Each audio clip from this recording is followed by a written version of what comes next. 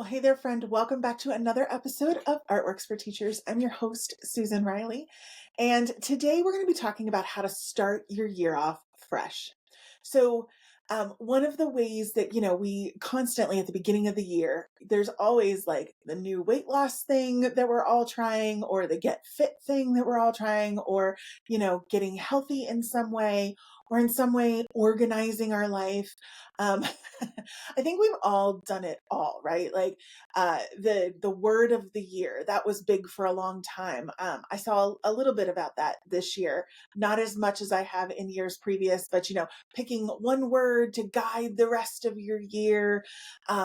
Somehow at this time of year in January, the time of this recording, um, we have this obsession with cleaning house, with somehow getting ready to have a better life in some way, right? And who can blame us, right? It's a new beginning, new year, fresh start.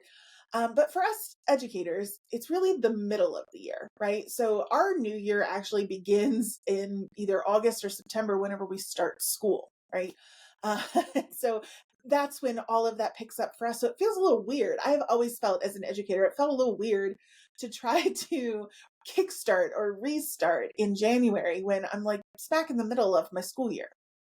Now it does help that sometimes our classes roll over as a new semester begins if you're in secondary schools. But still for the most part, at this time of year, it can be a little strange as an educator.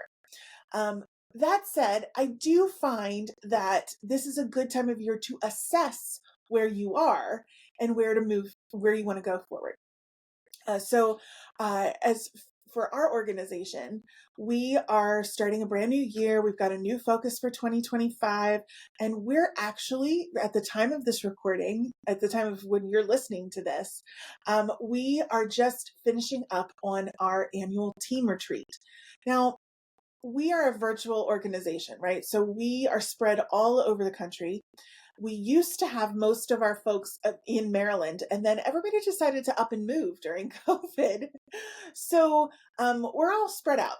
And so this is a way for us to get together, to see each other. It's not the same over Zoom. I think everybody knows that, right? So get to be with each other in person.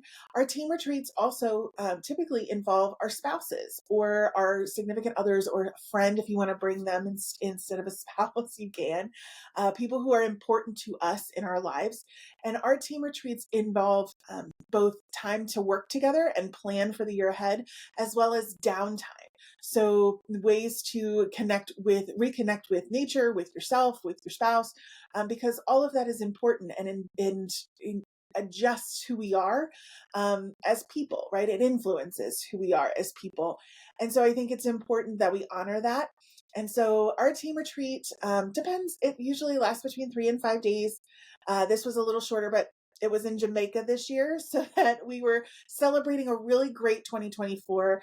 Our organization grew by almost 20% last year, which just indicates to us that arts integration and STEAM are really gaining momentum around the country, and we're excited to be able to serve more people. But of course, with serving more people, that means that we have to account for more staff members, more resources. We have to think about and strategically plan how we're going to be moving ahead. And it also allows us to reconsider some of our goals. Because, for example, last year we met our 5-year vision a year early. Our 5-year vision was to impact over 1 million students in schools with arts integration and STEAM strategies. And last year we did it. So it also requires us to look at are the goals that we set for ourselves still goals that we want to pursue, or do we need to expand those or drop something that no longer fits for our audience and for our organization? And there's a lot of big things happening in 2025 for us. I'm excited to share that I'm finishing up my first book, and that'll be out for release at the beginning of 2026. We are having our very first in-person conference in Baltimore, Maryland, and expecting over 1,000 attendees to that. So we have so many exciting things planned for that. We have over 60 sessions with presenters from all over the globe, my friend. I mean, Italy and Argentina and so many other places. Um, so it's the most diverse offering of sessions we've ever had. We are planning to go really big into this event. And so it's new for us. So we have to plan for some new ground.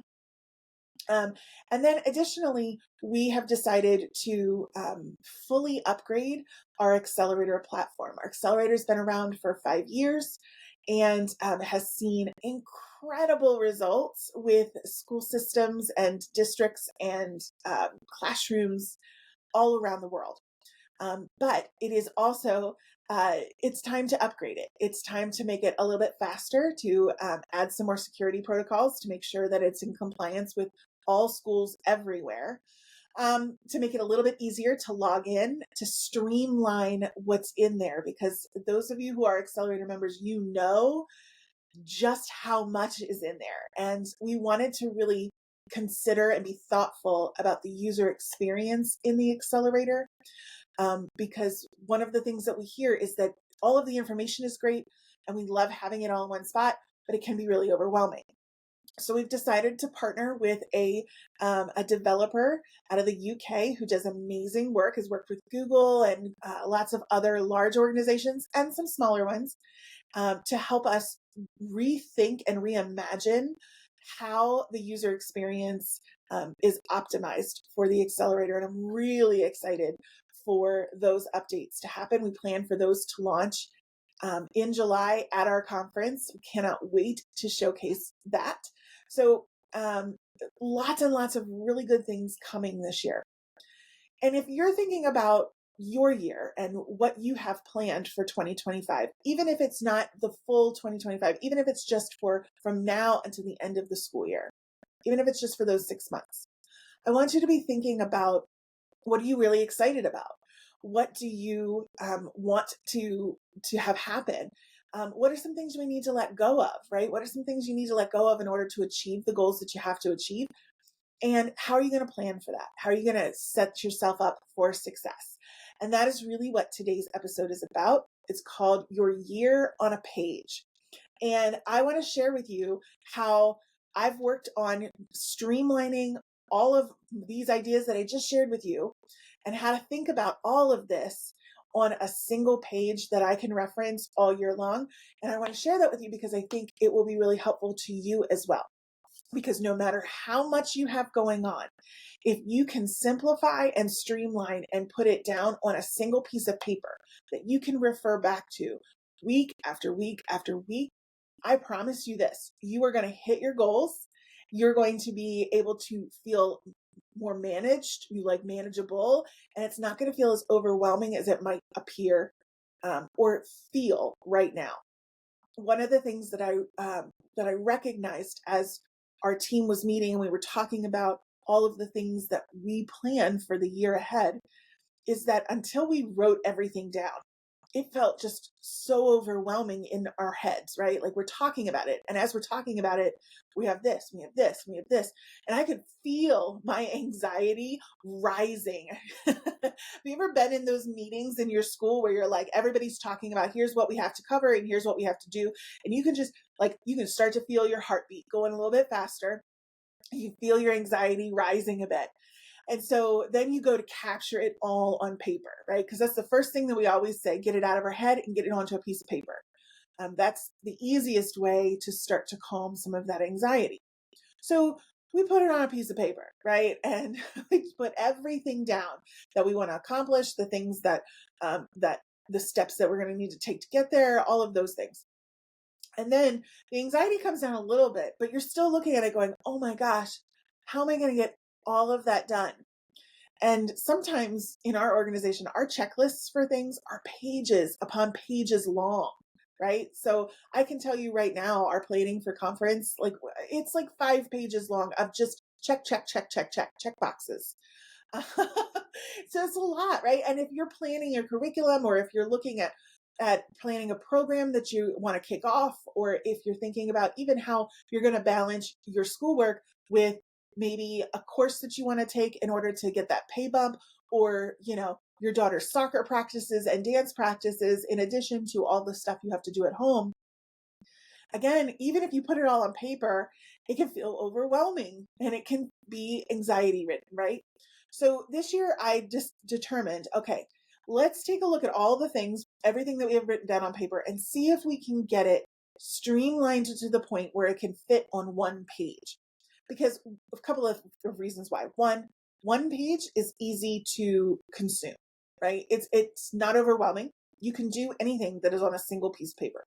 Two, you can carry that piece of paper with you anywhere. You can stick it in your planner, you can stick it in your wallet, you can anywhere. It can come with you. It's easy to travel, right? And constantly be a reminder. Three, if you're referencing this piece of paper, this overview for your year, and you constantly keep looking at it, you have it available to you, have it easily accessible. The reality of you hitting whatever it is that you've put as goals for that year, managing and doing the things that are on that paper, it is so much higher that you will actually succeed at it if it's on a single piece of paper than if it's on multiple pages, right? And so often when we're journaling or we talk about our practice for getting into journaling for the year, we think about, filling pages and pages of ideas and brainstorms and all of that. And that's all great. But I really think the action is being able to have it on a single paper. And so the way that we did that for this year, I'm going to break it down for you. And I hope that you can take this and use it for your own, whatever it is that you're planning for in 2025 or the year ahead. We have a template for you that goes with this episode. So make sure you go over to artsintegration.com/artworks and look for the episode on the year on a page.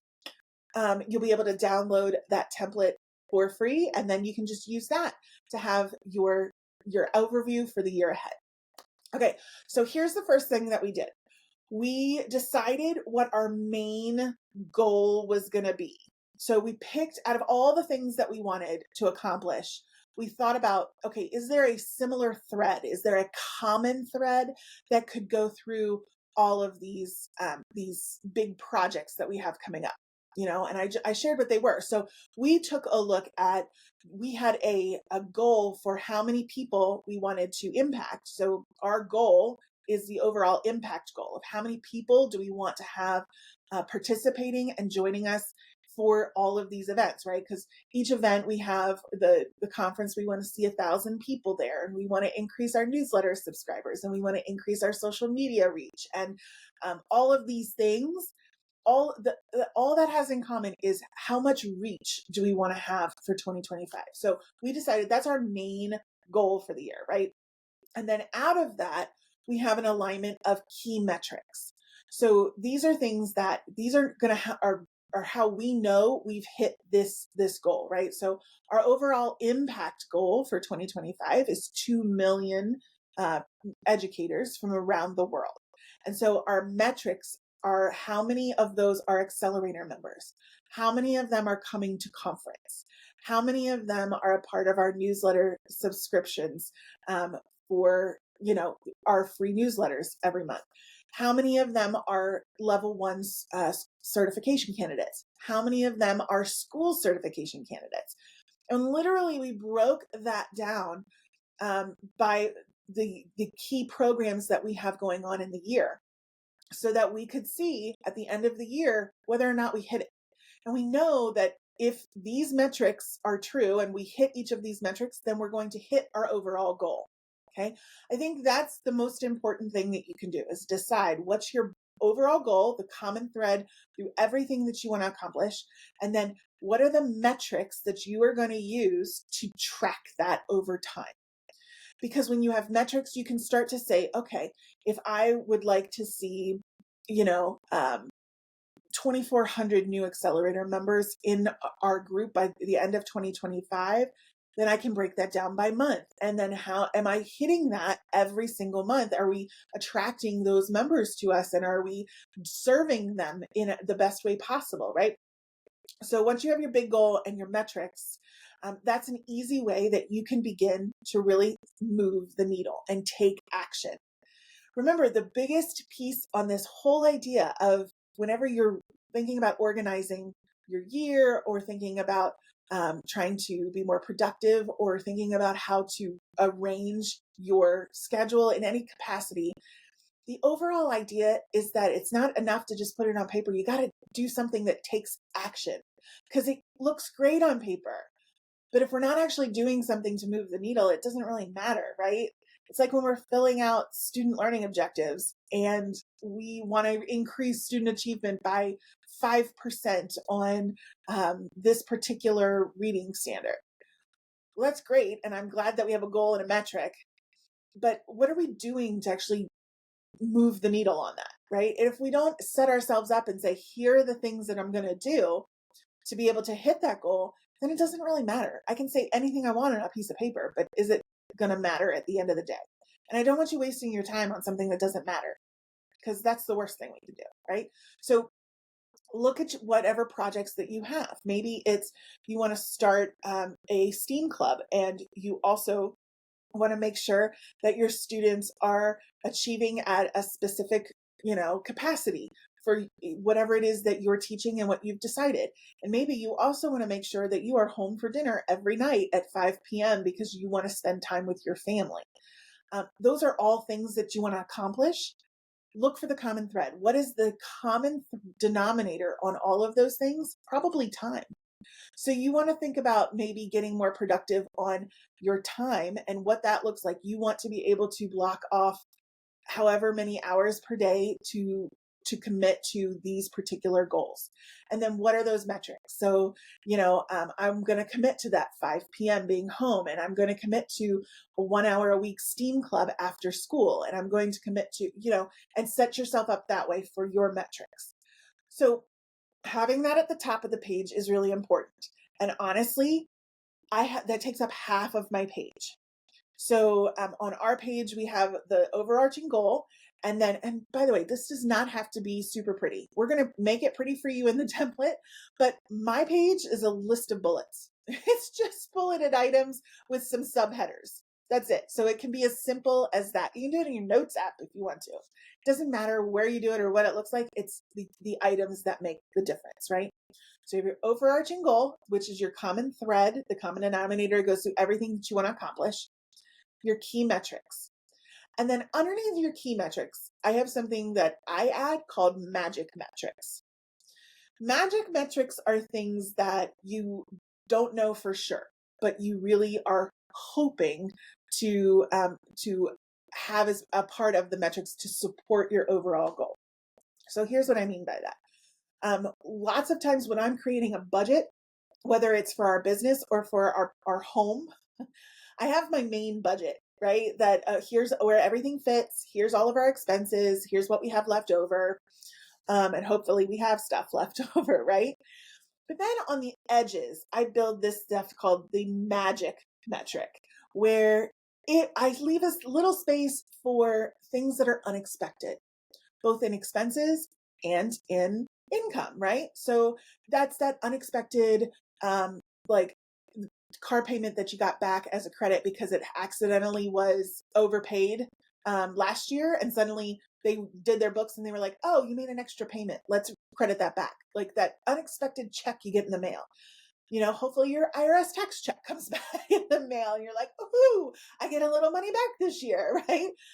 That's that magic space.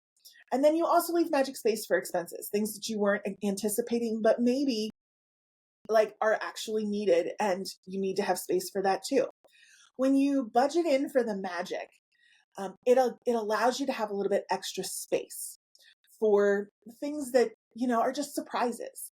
And I have found that is super helpful in planning my goals too. So when I have my goals, sometimes something comes up that was unexpected. For example, for us in the accelerator, we did not plan to totally overhaul the accelerator in 2025. That was not on the radar. It wasn't something we had really budgeted for. And I'm telling you, it is a huge investment. It's enough of an investment that it made me swallow a couple of times thinking about it. But it's so needed. And once we saw it, once we worked with Plume for a little bit and saw what their vision was and how it could make it the experience so much better for teachers, suddenly I couldn't unsee it, right? Suddenly it was like, okay, this is a magic expense that we're going to need to figure out how to cover, and we will, and I don't care how we do it, but it's important enough to make happen, right? When you're thinking about your goals, there are going to be opportunities that come up that you're going to go, oh, I wasn't planning for that. But now that I see it, I can't unsee it. And I really want to do it. Okay. And it doesn't matter what I have to do, I'm going to make sure that that happens. Leave a little space for magic. Okay. And so in your area, you might know what some of those magic things are, like that you're hoping to get. Like, oh, I put in for that grant for the STEAM club, and I'm really hoping that it comes through. That's a magic metric. Okay. You can put it in there. And that leaves the door open, right? And I'm a big believer that what you put out there, whatever you think about is going to come to you in some way. So putting it down on paper and giving it a name just makes it more real, and calls it in a little bit faster, right? So in my example, our magic metrics is that we applied for a grant for the accelerator. And so I'm hoping that that comes in. We're leaving a little extra space for sponsorships and exhibitors that we didn't anticipate, who might want to also participate in our conference and add value and such a great experience for our conference attendees. And also in leaving space for some investors. We've never looked at having investors before, and we've had some opportunities come up that might be a possibility for 2025. And so we just put that in our magic metric area of that could really like help and support the work that we're trying to do. We also put in our magic metrics being open to new team members that maybe we weren't aware of in the past, or that we know we want and we just weren't ready for it just yet, but maybe it's the time now. So again, to support all of the bigger goal for us, that makes sense, right? So in yours, I want you to think about, you have your goal, you have your metrics, your key metrics. What are some magic metrics that you might want to consider? What are some things that maybe you already have in the works or would be really awesome if it would happen this year? Okay. Even if it doesn't happen this year, that's okay. You just sprinkle some of that magic dust on there and see what pops up. Because sometimes what happens is that something even better than what you listed comes along. In fact, I'm a big believer of that. So that, sometimes you can't plan for the good stuff, and it's so much better than anything you could have imagined anyway. Okay. This is where that hopeful component starts for the beginning of the year. And that's why I get so excited about this. All right. So those 3 items take up about half of the page. Now, the second half of the page is how you're going to get to those metrics, what you're going to do what actions you're going to take in order to get there. And it's broken into 2 parts. There's the driving questions, and then there's the actual actions you're going to take. Okay. So for a quarter of the bottom of the half of the page, okay, the driving questions that are going to get you to your goal. And so I'm going to share with you our driving questions. You can modify these to make them work for you, but I think that many of these questions are things that are universal and that are just a great question to ask ourselves, no matter what our goals are or what situation we're in. Okay. So the first driving question is, how do we make our work or who we are so attractive that people want to be a part of it? So this can apply to anything that you're working on. How do you make whatever it is, whatever your key goal is, and all of your metrics, how do you make this so attractive to others that they also want to join in and be a part of it? Because I can promise you something. Working on our goals alone is not going to be enough. We need to lean into our relationships and into our community of others who are here to support us, right? We can go alone, but the old adage, if you want to go far, you work with somebody together. So if you want to go fast, go by yourself. If you want to go far, work with somebody else. And so I'm telling you, having a community makes such a difference. And so think about, how can I make this so attractive that others want to be a part of it? And what are some ways that looks. So for us, that might be adjusting some of our branding, thinking about how we approach social media, what we're how we're showcasing other schools that are working with us so that others want to be a part of the amazing results that we're seeing, right? Things like that. That's how we could make it attractive. But if I'm thinking back to when I was teaching and I had programming that I wanted to have like a STEAM club, or if I wanted to invest in more family time for myself and having those kinds of things, I actually would think about, okay, how do I make the idea of me going home so attractive that other people in my community are going to hold me accountable to that, right? Like, I want to talk well about my family. I want to say, like, not how overburdened I am or how much work this all takes, but I really love being home with my family. I love being able to fold laundry together and have that special family time. I love being able to teach my daughter how to cook. These are things that make going home attractive. And when I would start to say that to my colleagues, when I was working late, they would come to my room and be like, you need to go home. Go home to that beautiful baby girl that you have. Go home to that husband who is making you that home cooked meal, because they were invested in the way that I talked about it, right? So just that little mindset shift helped me tremendously to hold myself accountable and have others be invested in that for me, right? So even something as simple as that can make a big difference. But when you're working on programming, that's even easier, right? So thinking about, like, here's how this is going to benefit our students, and here's how it's going to benefit our staff, and get excited about it and share all the good stuff so that people want to be a part and be play in your sandbox, right? So that's your first question. What is no longer serving my goals or our community that we have to let go of? So looking at your goal, looking at what it is that you want to accomplish for 2025, what are you currently doing that is no longer going to serve you to get to that goal? And I promise you there's something, whether it's your current scheduling, whether it's the productivity tools that you use, whether it's how you're speaking about whatever it is. I promise you there's something that you have to let go of in order to achieve the goal that you want to achieve. You just have to look for it. And not only do you have to look for it, when you find it, you have to have the courage to let it go. And that's the hardest part, because sometimes it's stuff that is so entrenched in us that we think there's no way I could let that go. I have so many other responsibilities here, here, and here, and here. But the big thing that I want you to think about is there's always a way to let it go. What does that mean? Is it going to be comfortable? Probably not. But what does that mean? Because every time you say yes to something else, you're saying no to some of your goals. So consider that, and then think about, what is it that I need to have the courage to let go of this year in order to hit that goal?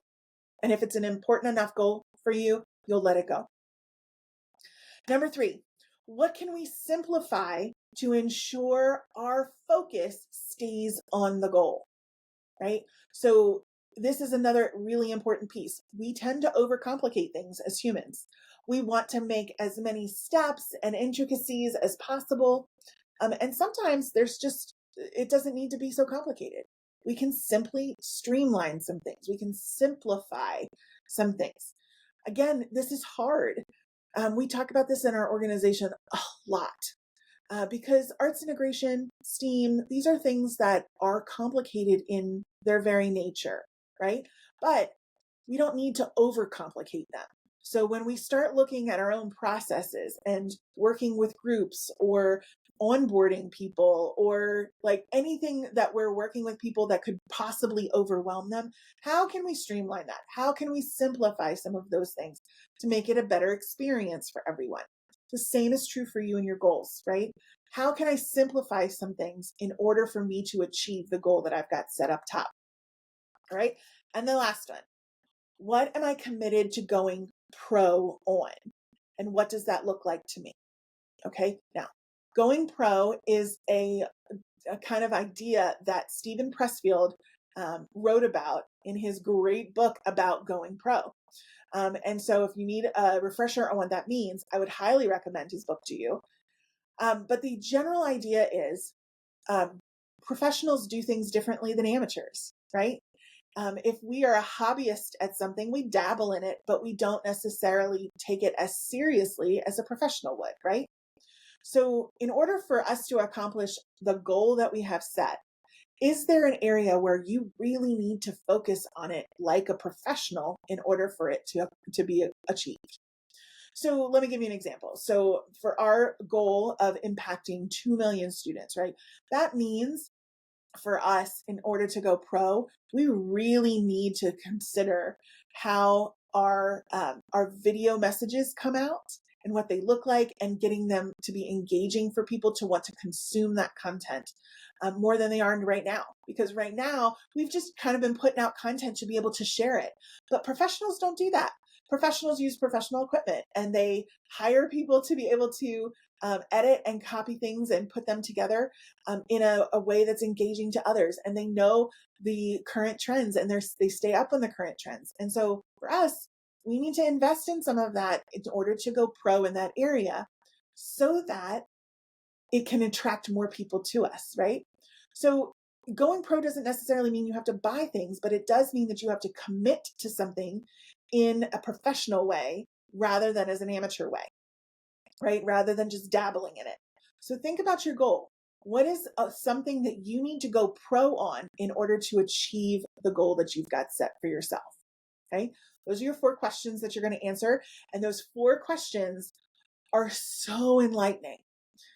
And they will also be a great reminder to you. Literally, I don't have the answers to those questions on this page. I just have those questions available to me so that anytime I'm having to consider a decision that I have to make, I can look at those decisions and be like, what about this is going to make this more attractive to people and want to have them want to join our community? What about this does not serve our goal? Is there anything about this that doesn't serve our overall goal? Is there something about this that I could simplify in order to make sure that it's as streamlined as possible? And is there something in this that is going to allow me to go pro in this area so that I can achieve my goal faster? Okay. Having those questions available to you at all times is such a help when you're trying to make decisions about opportunities or things that come along that you need to consider as to whether or not it's going to help you achieve your goal. And then finally are your action steps. What are 3 specific actions that you are committed to doing on a daily basis to hit your goal? Okay. And so these can't just be things that you check off as a task. These have to be consistent actions that you are going to take in order to hit your goal. For example, if your goal is to spend your time more productively this year, right, and not have as many gaps, then you're going to want to put into place a time tracker, and you're going to complete that time tracker every single week, right?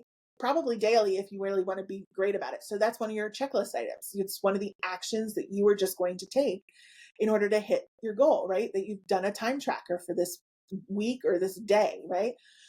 Another way that you're going to be able to do another action that you're going to take is that you are going to leave work every single day at 5 p.m. or whatever it is that you decide, right? That's an action that you are going to take in order to achieve that time balance that you're looking for. So think about what are specific actions that you're going to take that are going to help you move the needle on the metrics that are up at the top of this page. And literally that's it. These are the 4 sections that I've got on my year at a page. And I'm so excited about it because I can just put it right there and look at it, and it's going to help me get to that overall goal. I cannot wait to report back at the end of 2025 as to whether or not we hit it. And I would love for you to join me in that. So go and download the template that's over at today's episode year on a page over at artsintegration.com/artworks.